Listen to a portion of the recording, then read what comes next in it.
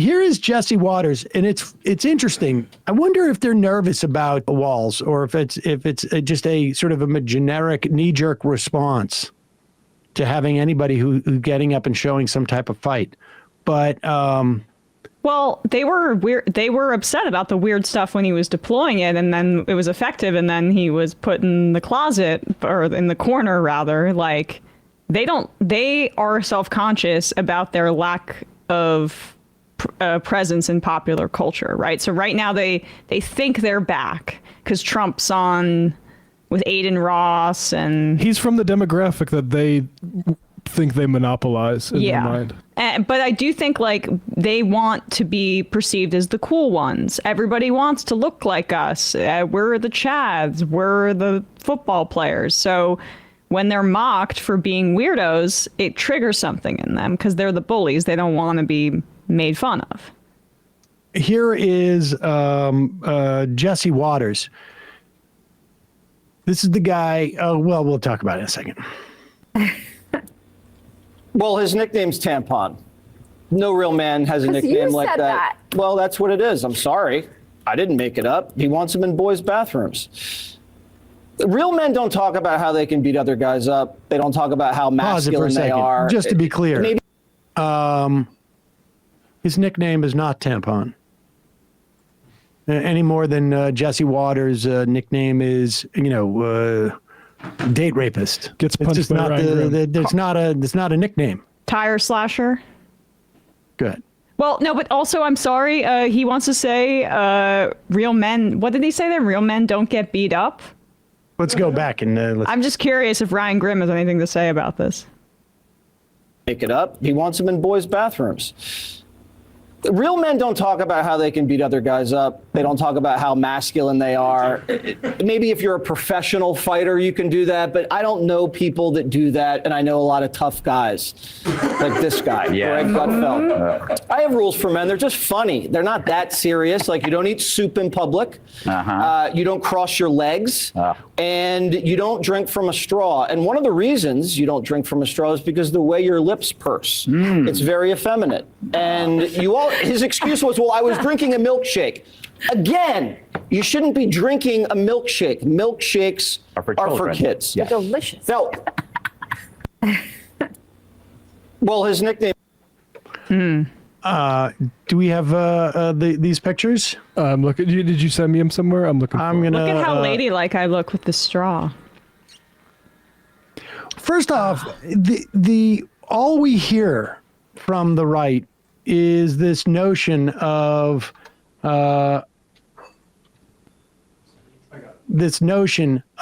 defining what constitutes manliness. I mean, the entire Daily Wire crew of men. Oh gosh. Oh my gosh. That effeminate way his lips. Is that a beautiful woman in front of him? Yeah, I can't tell. What is he? Is he gender bending right now? Yeah. Like, what's going on with his pursed lips? I don't know how to orientate myself. What's his right drag name? But this is, this is all part of their project. Like the idea of trying to make Tim Walz seem girly. And as if this is like it does two things, right? One is appeals to their sort of to the insecurity that people who follow Jesse Waters about their own masculinity, and the way that they do that is by sort of like trying to sort of define others as being insufficiently masculine. But it also does the double work of like denigrating women.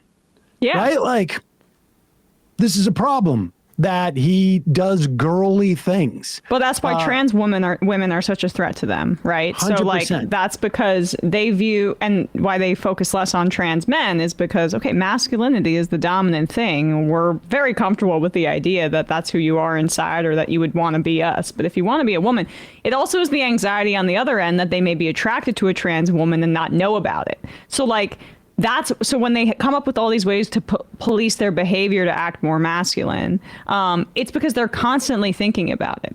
And that means that you have an insecurity there, right?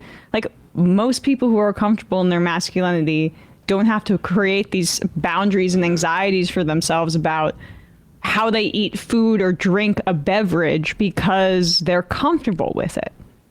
It's also a direct assault on the validity of the patriarchy, or you could just say the hierarchy that comes from this, that ultimately comes from Christian or comes from religious fundamentalism. Because you don't hear that much about trans men because there's a implicit sort of notion of like, well, of course you want to be a man. Yeah. Because that's higher on the hierarchy.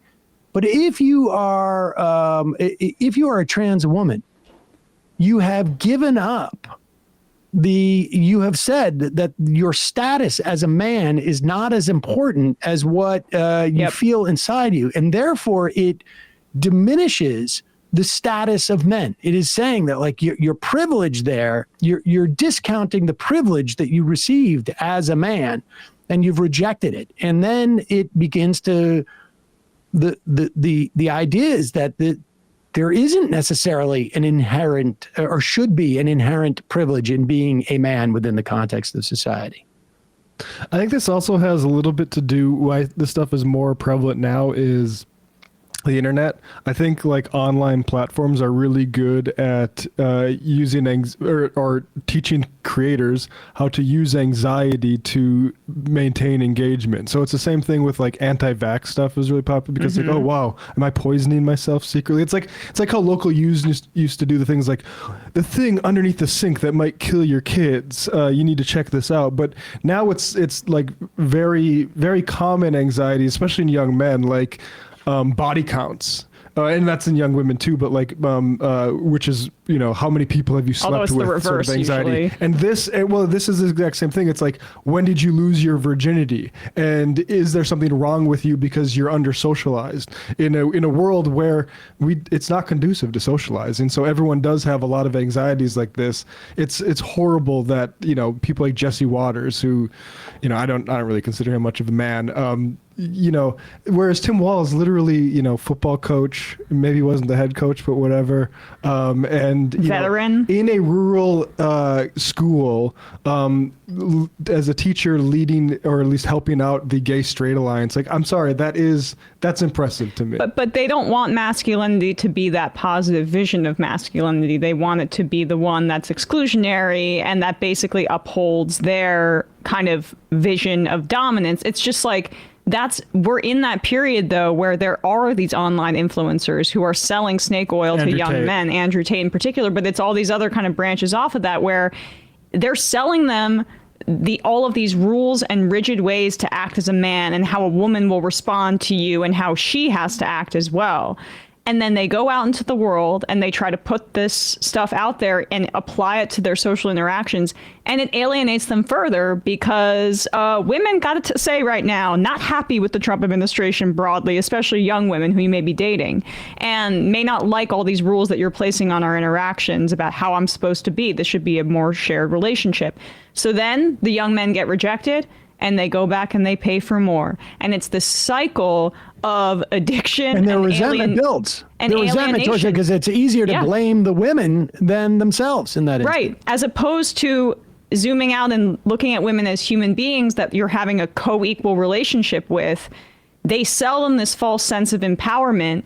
It further alienates them from women and other people, and they keep coming back for more. And like, I do think the right is trying to capitalize on this, and they have been successful and I think it's culminating in this like really horrific misogynistic backlash moment and really Me Too backlash moment that they have galvanized around. It's a scab picking and it's like a self-licking ice cream cone, because what happens when guys like say take on these lessons from a Jesse Waters type or a Andrew Tate style, like you said, it further alienates them from other people. But that's good from the Andrew Tate perspective, because if you're not out with a woman, you're going to be back home watching the stream. Yep.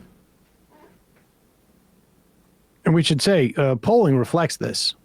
I mean, Trump is severely underwater with women. But- He's like giving a White House tour to everybody that's ever been accused of rape. Conor McGregor was there this week. His alleged victim had to have her tampons surgically removed. The only set of he's severely underwater with college educated women of all races. He is up with women without a college education by a small amount. I can't remember exactly the amount. He is way up with white men who are not college educated, slightly up with white men who are college educated. Every time they do this, this is their political, like the idea that the Democrats, or just broadly speaking, there's any type of identitarian politics.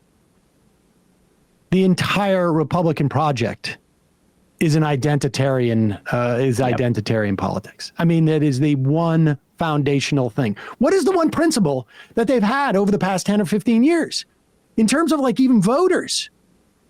What has been the defining thing that they have attracted?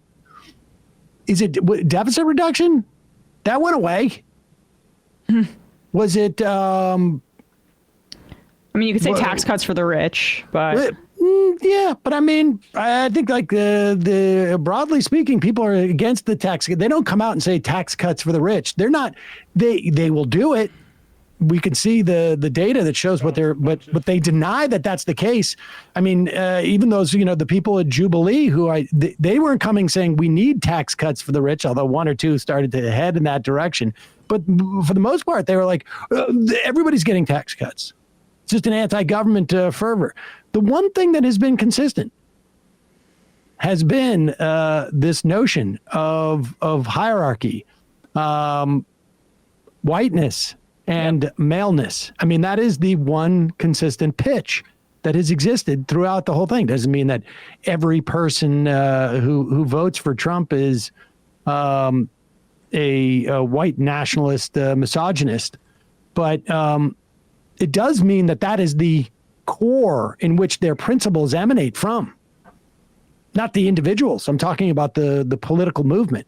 Mm-hmm.